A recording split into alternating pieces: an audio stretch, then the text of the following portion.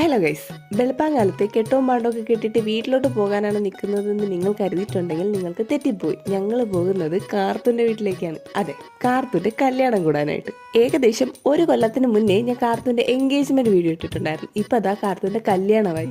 എത്ര പെട്ടെന്നല്ലേ ഒരു കൊല്ലം പോയത്. അപ്പം ഞങ്ങൾ ചെന്നതിൻ്റെ അന്ന് കാർത്തൂൻ്റെ ഹൽദി ഫംഗ്ഷൻസ് ആയിരുന്നു. അങ്ങനെ ഫുഡൊക്കെ കഴിച്ച് റെഡി ആയിട്ട് ഞങ്ങൾ ഹൽദി ഫംഗ്ഷനിലേക്ക് ഇറങ്ങി. ബീച്ച് സൈഡിൽ വെച്ചായിരുന്നു കാർത്തൂൻ്റെ ഹൽദി നടന്നത്. ഞങ്ങൾ റെഡിയായി ചെന്നപ്പോഴേക്കും കാർത്തൂൻ്റെ ഹൽദിയുടെ ഏകദേശം ഫോട്ടോഷൂട്ട് കഴിഞ്ഞിട്ടുണ്ടായിരുന്നു. അതാ ഈ കാണുന്നതായിരുന്നു ഹൽദിക്ക് അവർ സെറ്റ് ചെയ്തത്. ഞങ്ങൾ 4 പേരുള്ള ഗ്യാങ്ങിലെ ആദ്യത്തെ കല്യാണം ആയതുകൊണ്ട് എല്ലാവരും നല്ല എക്സൈറ്റഡ് ആയിരുന്നു.